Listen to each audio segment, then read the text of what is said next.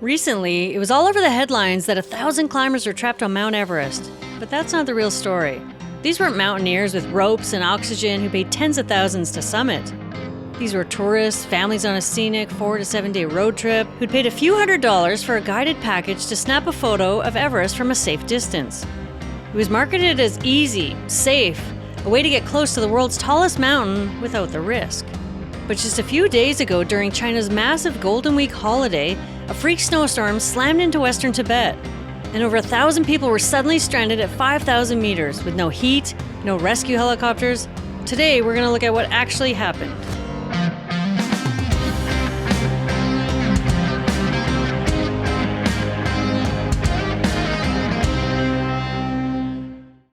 Every October, China shuts down for what's known as the Golden Week, a national holiday that usually runs for 7 days. But this year, it's stretched to 8. It's the biggest travel rush on Earth. Hundreds of millions of people hit the road, taking trains, planes, hotels, and every hotel and scenic destination is packed from Beijing to Shanghai and all the way west to Tibet. And lately, Tibet's Everest region has become a hotspot.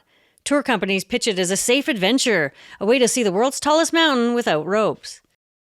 The roads are paved, and tour buses go all the way to base camp. So this year, with the holiday extended and the forecast showing sunshine, thousands of tourists made the trip. Families, retirees, college students, all expecting blue skies and selfies with Mount Everest. Instead, they drove straight into one of the worst blizzards Tibet has seen in years. When most people picture Everest, they think of the Nepal side, climbers trudging across that Khumbu icefall with the rickety ladders, past Camp 4 with their oxygen tanks on their backs, toward the Hillary Step and up to the summit of Mount Everest. And that's the classic summit route. The expeditions there are multi-weeks or even months. There's Sherpa teams, fixed ropes, and enough gear to outfit a small army. And that side, the south side of the mountain, is used by almost every commercial expedition. But Everest has another face. It's colder, windier, and has far less traffic. And it's across the border in Tibet. And this is the north side.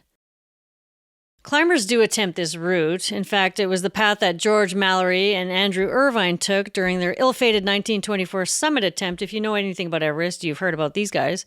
They've been in the news a lot recently.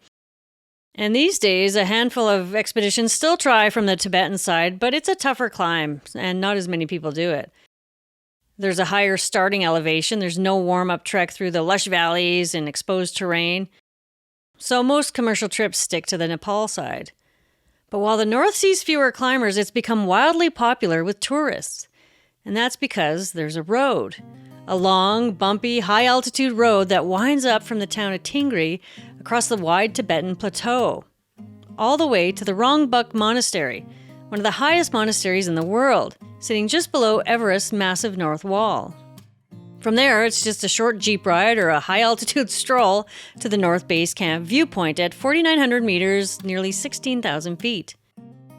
You don't need ropes, you don't need oxygen, you just need a permit, a guide, and a decent jacket. Tour companies market it as a safe adventure, Everest without the danger. There's buses, tent hotels with Wi-Fi, and photo ops at the roof of the world. And lately, during China's annual Golden Week holiday, more and more domestic travelers are choosing this route, all heading west for what's supposed to be a once-in-a-lifetime sightseeing trip.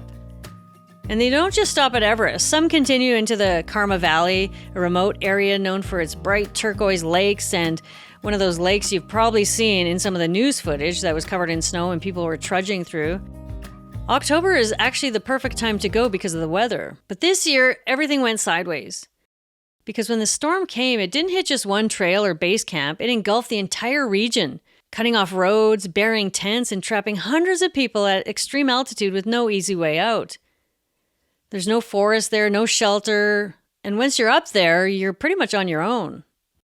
For most travelers during Golden Week, the Everest Base Camp tour starts in Lhasa, the ancient capital of Tibet. You fly in, get a few days to adjust to the altitude, then hop in a Land Cruiser with your guide and driver and begin the long drive across the plateau. It's not exactly roughing it. The roads are paved, the vehicles are pretty modern, and the route is dotted with high-end hotels and small guest houses. The whole trip is designed to feel adventurous, but still safe.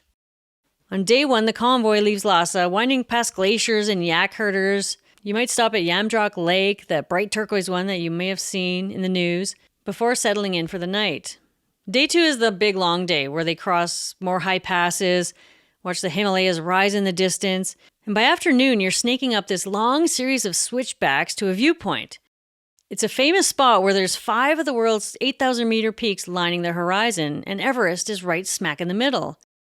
From there, the road turns to gravel and climbs higher past the scattered prayer flags at the monastery, one of the highest monasteries in the world. And if the skies are clear, you can see Everest in the distance. Most groups spend the night at tented camps nearby, simple but comfortable setups with electricity, hot water bottles, and surprisingly good Wi-Fi. And then they fall asleep at 5,000 meters. Day 3 is the photo day, where they wake up early, catch sunrise on the summit, and then hike or drive to the official base camp viewpoint.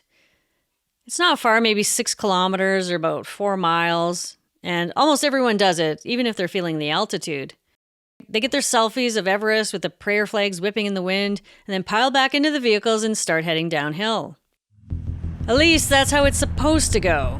But this year, that third night, the night at base camp became a nightmare. Instead of sunrise views, tourists woke up to howling winds, collapsed tents, and whiteout conditions. The roads disappeared, communications failed, and at 5,000 meters, that's high enough to trigger altitude sickness in some of the fittest hikers. Some people began to feel the toll. They had pounding headaches, nausea, and breathlessness. And suddenly, this comfortable, curated experience had turned into a high-altitude survival story.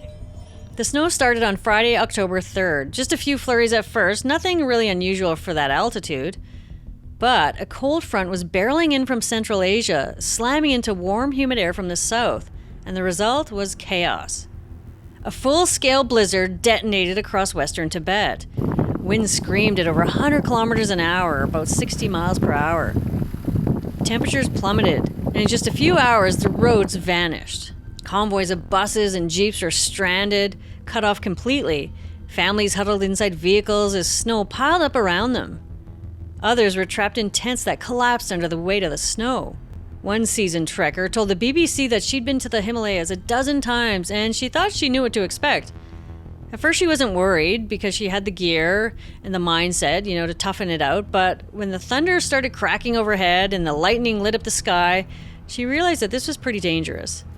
Hiker Chen Gushuang made it out, but some in her group still recovering from hypothermia. She says the unexpected snowstorm was really frightening, adding she worried that lightning might strike their camp and kill them. By midnight, her tent was soaked through and the snow was waist deep. She and her group crawled out and found everything buried, their camp, their kitchen, and even each other's tents. They had no shovels, so they dug themselves out using cooking pots. More than a meter or about 3 feet of snow fell that night, nearly 3 times the weekly average for October. Power lines snapped, phones went dead, and the roads, the same ones advertised as safe scenic access to Everest, had become frozen death traps. Dozens of vehicles were stranded in whiteout conditions. Some drivers tried to dig out, others just simply waited, hoping someone would find them soon. And all of it, the tourists, the students, the retirees, all of this was unfolding at nearly 5,000 meters above sea level. 1,000 people trapped in a whiteout waiting for help that might not come. When the snow finally stopped, the scale of the disaster became clear. The entire Everest National Nature Reserve, roads, tent camps, even parts of the monastery lay buried under meters of snow. Tibet launched one of the largest high-altitude rescue efforts in history. More than 1,600 people were mobilized. Soldiers, firefighters, mountain police, and local guides, all pushing through thin air and whiteout conditions. With no helicopters to fly at that altitude, they used whatever they could. Drones scanned the landscape for heat signatures, tractors and yaks hauled supplies. Snowplows carved lines through drifts taller than the jeeps they were rescuing. For 3 straight days, rescuers dug by hand, pried open frozen car doors, melted snow for drinking water, and built fires to keep people alive. Convoys slowly began to move, one at a time. By late Sunday, the final 200 people were evacuated. In total, more than 1,000 tourists and guides were rescued, which is pretty astonishing given the brutal conditions. One life was lost. A local mountain guide confirmed dead in the Everest Reserve. And across the border in Nepal, another climber went missing climbing a nearby peak. He was caught in that same deadly weather front. The roads have now reopened and power and cell service are back in the nearby villages. But the warning remains because the snowpack is unstable. A single warm day could trigger avalanches. The storm that hit didn't come out of nowhere. Meteorologists had been tracking a massive weather system all week. A cold front sweeping across the entire Himalayan range from Kathmandu to western Tibet. It followed an unusually long stretch of perfect weather. In Nepal, hundreds of mountaineers had just summited 3 8,000-meter peaks before the cold front rolled in. By midweek, forecasts were flashing warnings of snow, high winds, and plummeting temperatures. So the professional expeditions saw it coming. They retreated from their high camps in time. But the tourist convoys, well, most of them never saw the warnings. Because the trekking companies on those road-based itineraries, the budget tours, the scenic drive packages, well, they don't always monitor the same mountain weather models that the mountaineers do. So there were no emergency texts, no updated itineraries, and no backup plans. While the climbers packed up, the sightseers kept heading in. Because it turns out you don't need to be dangling from ropes or scaling a summit to end up in a disaster. Sometimes all it takes is being in the wrong place at exactly the wrong time. So I hope this helped clear things up and gave a fuller picture. But this isn't the first time people got caught in a Himalayan storm. In 1996, a group of elite climbers faced disaster on the upper slopes of Everest. And what happened next became one of the most infamous mountaineering tragedies in history. I covered that story in a 3-hour long deep dive, very deep dive, with a full timeline packed with details and context from every source imaginable. So if you're curious about the risks that people take on Everest, the obsession, and the fallout of one of Everest's deadliest seasons, that video is on the end screen and in the description, so check it out. Stay curious, stay prepared, and for the love of Everest, always check the weather before you go on your next easy adventure. I'll see you in the next one.